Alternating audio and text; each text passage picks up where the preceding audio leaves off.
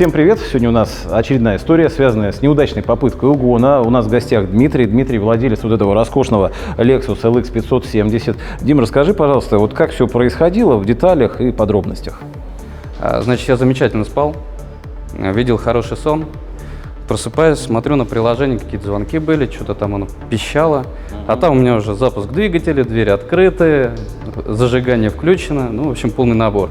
Это было 8 утра. Значит, сигнализировало о том, что с машиной что-то не так с 6:30 до вот самого момента к тому, как я попал к автомобилю. Так, и вот ты подошел к машине, и что обнаружил? Я подошел к автомобилю, и первое, что я сделал, это я в него сел. Снизу была немножко отодвинута панелька под педалями, и машина стояла на нейтралке. На приборной панели было включено зажигание, все, что возможно, там мигало, горело.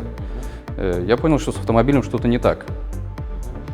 Первым делом, что я сделал, я оглянулся по сторонам, посмотрел, что никто за мной не наблюдает, мало ли что, вышел, обошел машину кругом, заметил отсутствие на двери ручки. Потом было открыто люк бензобака. В приложении в 6:35 поступил сигнал тревоги. В 6:36 был запущен двигатель. Противоугонный комплекс отрабатывал вложенные в него деньги.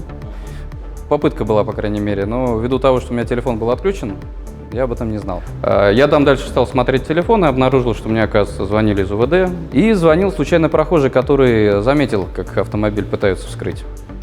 Свидетель. Свидетель. Который, собственно говоря, и сообщил в УВД. Перезвонил в УВД, мне там сказали о том, что мою машину пытались, оказывается, угнать. Правда, об этом я уже знал. Мне уже все рассказала система безопасности, которая стояла. На парковке стояло достаточное количество Lexus'ов, достаточно свежее, чем мой. И стояли также популярные у автоугонщиков Land Cruiser 200-е. Для меня вообще большое удивление, что они выбрали мой шикарный белый автомобиль. Стоит отметить, что Дмитрий переместился из Москвы в Санкт-Петербург, где оставил на хранение свой автомобиль. То есть это была ночная парковка. Это была парковка с охраной. А-ля охраняемая зона, вот, где, соответственно, все это происходило. Также есть предположение, что данный автомобиль, ввиду того, что он достаточно давно эксплуатируется, сейчас популярен у автоугонщиков также и для всевозможных разборок на автозапчасти. Потому что замок, который мне пришлось купить, обошелся мне уже в 26 тысяч рублей. Ну, вообще, какие были ощущения, когда вот обнаружил, понял, что машину пытались угнать? Вообще, какие-то эмоции проявились? Радость. Радость? Радость, то, что машина стоит. Машина застрахована? Машина не была застрахована, потому что я считаю, что машину надо защищать и не страховать. Тем более, что при выплате будет учитываться ее амортизация, а с 2013 года я получу копейки. Я, честно говоря, уже даже не помню, что было установлено. Это был комплекс Starline 2014 года, вот, который, собственно говоря, и обломал товарищей угонщиков. Возможно, они рассчитывали на то, что будет установлена какая-нибудь простенькая сигнализация, а не охранный противоугонный комплекс. Перед тем, как мы начнем усиление противоугонного комплекса, установленного на этом автомобиле, а по роду деятельности Дмитрий бросает машину в плохо охраняемых местах, естественно, ему нужен апгрейд охранных систем этой машины, мы проанализируем сложившуюся ситуацию. А данных у нас для этой аналитики весьма достаточно. Это запись с видеорегистратора, а также протокол событий, который находится в памяти телематической охранной системы.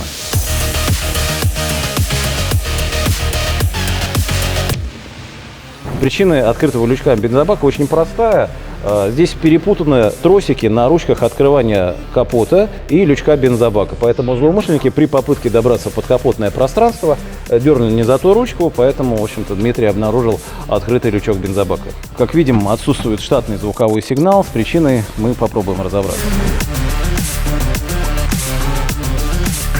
На этом автомобиле установлена штатная сигнализация, и при вскрытии двери она должна, естественно, была сработать. Для того, чтобы это не происходило и звуковые сигналы не привлекали внимание окружающих, злоумышленники перед тем, как открывать дверь, перерезают провода, идущие к штатному клаксону через решетку радиатора. После того, как угонщики обезвредили штатную сигнализацию, они выламывают запорный элемент личинки замка водительской двери. Конечно же, все эти элементы они забрали с собой. Здесь на примере мы можем увидеть, как выглядит данная запчасть, потому что она будет использована для восстановления замка автомобиля.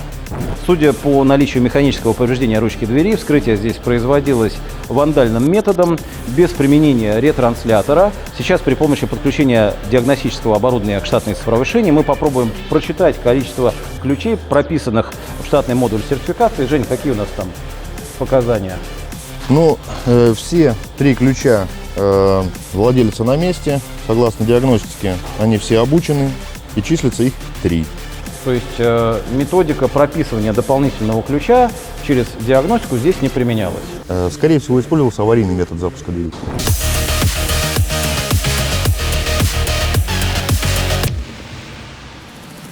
Перед тем, как мы приступим к изучению истории событий, видеозаписи происшествия, давайте обратимся к правоохранительным органам за оценкой ситуации, в том числе по спросу среди угонщиков на текущую модель машины. Как часто угоняют автомобили именно модели Lexus LX 570? Lexus LX 570 достаточно популярная модель, как мы знаем с вами, поэтому она у угонщиков стоит в списке одних из самых приоритетных моделей.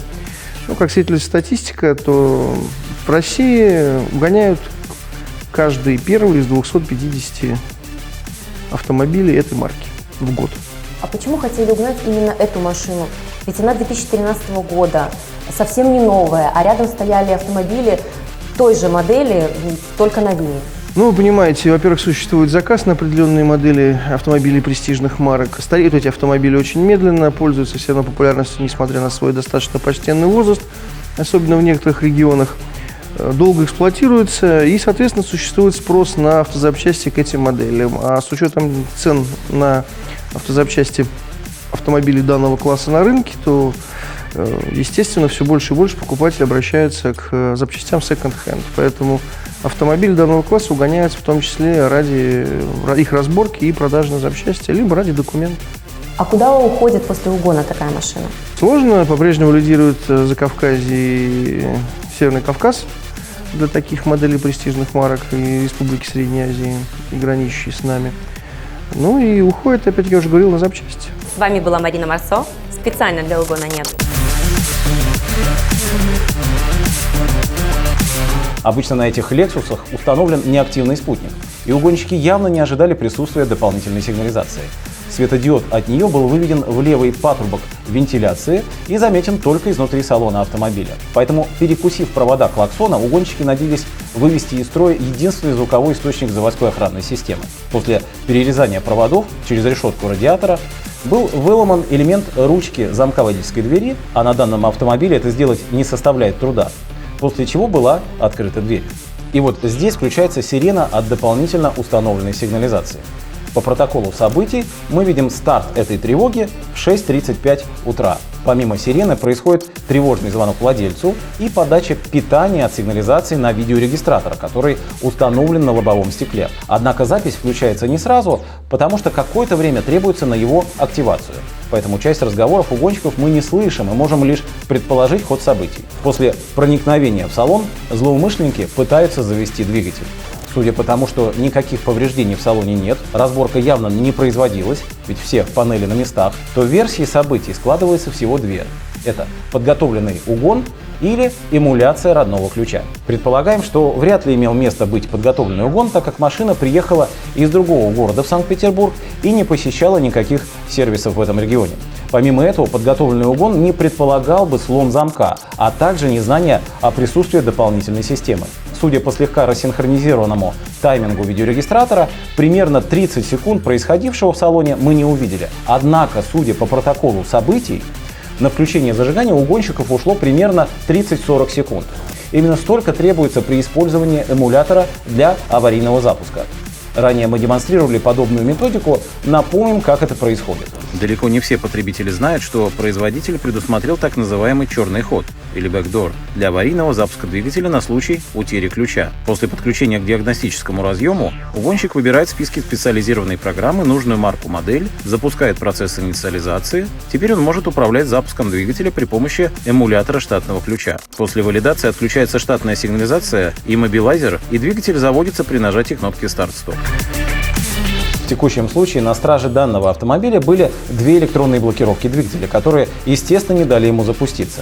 После неудачной попытки завести двигатель злоумышленники решают скрыться, напоследок проверяя возможность проникновения под капот. Он закрыт на дополнительные электромеханические замки, и в условиях работающей сирены, а также внимания привлеченных свидетелей, здесь им заниматься таким длинным угоном совсем невыгодно. По протоколу событий все это происходило рано с утра. Согласно статистике, наибольший пик угонов по времени суток приходится с 3 до 5 утра. Почему? На дорогах пусто, у владельца самый крепкий сон.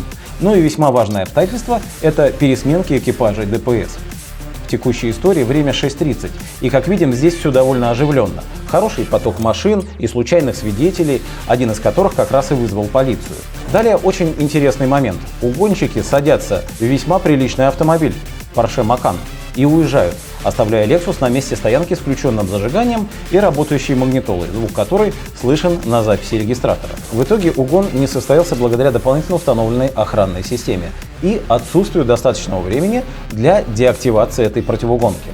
Вообще, питерские угонщики весьма лютые. И на нашей практике мы фиксировали случаи, когда при наличии времени злоумышленники пытались идти на радикальные меры, в том числе боролись и замками капота. Зная потребности владельца автомобиля в стихийных, длительных стоянках в различных регионах, в нашу текущую задачу входит апгрейд установленных охранных компонентов для того, чтобы поднять противоугонный потенциал этой машины в разы.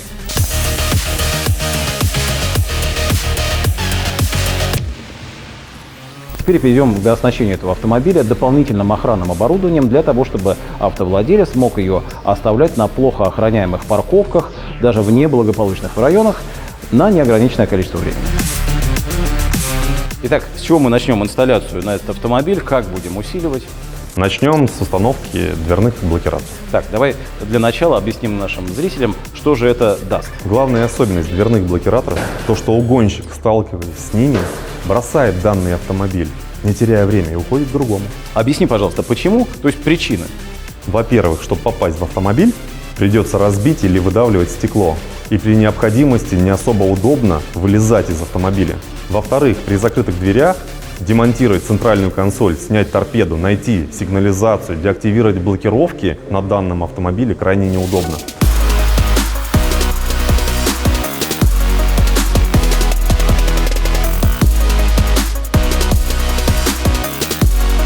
Для инсталляции дверного блокиратора производится разборка обшивки дверей автомобиля. Крайне важен правильный выбор места для монтажа запорного ригеля. Его необходимо размещать таким образом, чтобы достичь минимального зазора между дверью и стойкой кузова. Сцепление в закрытом положении при этом будет наиболее эффективным. В некоторых случаях регулируется вынос резьбового цилиндра. Это зависит от особенностей кузова конкретного авто. Важно произвести точный замер и сделать отверстие, в котором будет фиксироваться ригель.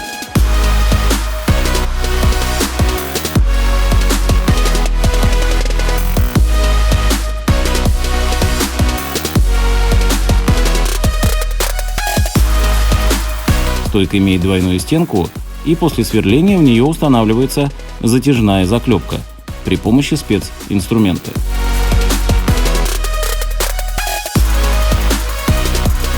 Несмотря на кажущуюся простоту всей операции, процесс инсталляции на одну дверь занимает до 4 часов, в зависимости от модели автомобиля и комплектации замка. Замки бывают нескольких типов, от стандартной версии, как в данном случае, так и экспертные, в которых применяются усиленные конструкции и дополнительные защитные элементы. Эта работа точная, и ошибки при установке не прощаются, поэтому для реализации необходимо обращаться только к опытным мастерам. Таким образом выглядит работа электромеханических блокираторов, и помимо защиты от угона они способны противостоять хищению элементов машины, что становится все более популярным в последнее время. Утро, 21 декабря. Новая Kia Optima.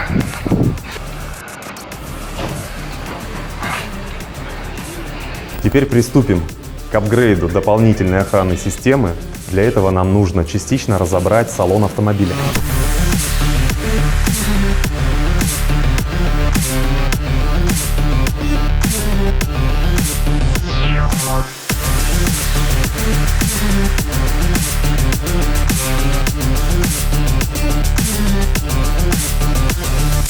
Для полного демонтажа торпеды потребуется снять массу мелких пластиковых элементов, в том числе разобрать центральную консоль. Несмотря на то, что японские машины в разборке салона значительно проще, чем немецкие, эта работа требует времени, квалификации и аккуратности. Наилучшим скрытым вариантом установки системы служит пространство под торпедой. Там имеются все необходимые точки для подключения. Чтобы демонтировать ее, у опытного специалиста уходит до 2,5 часов. Как вы понимаете, проделать подобную операцию во время угона для того, чтобы подобраться к базовому блоку противоугонной системы, будет весьма затруднительно, тем более при закрытых дверях.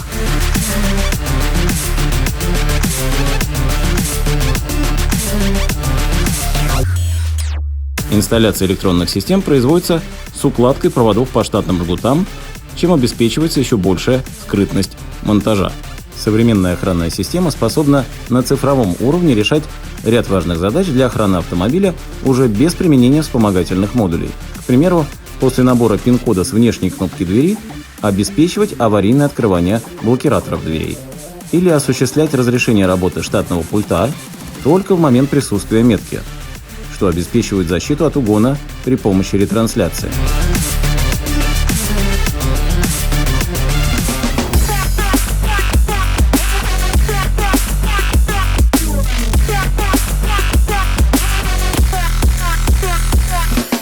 Сигнализация была установлена давным-давно. Теперь мы переделываем блокировки со 2 на 4 поколения, которые не обнаруживаются диагностическим оборудованием.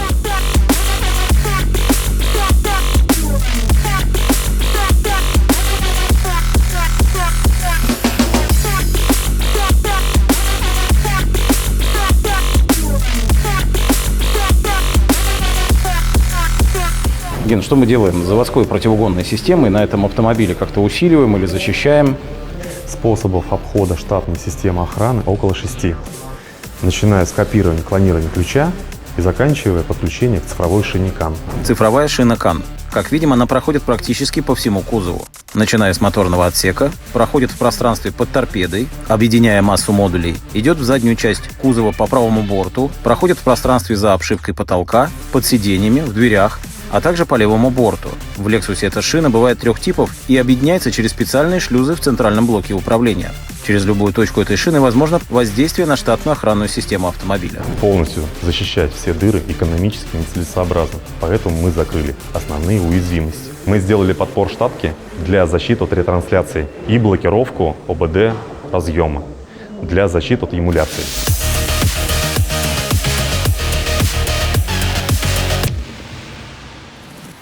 Ну вот примерно в таком составе комплексы «От угона нет», которые являются непотоковыми решениями, предоставляют защиту от угона на стихийных неохраняемых парковках, в случаях, когда угонщик обладает неограниченным временем для нейтрализации охранных систем. Помимо громких слов, сервисы «Угона нет» несут материальную ответственность и предоставляют прогрессивную финансовую гарантию от угона с сертификатами от 100 до 500 тысяч рублей. Друзья, защищайте ваши автомобили своевременно и грамотно. С вами были эксперты «Угона нет». Подписывайтесь на наш канал, нажимайте на колокольчик, чтобы не пропустить наше новое видео.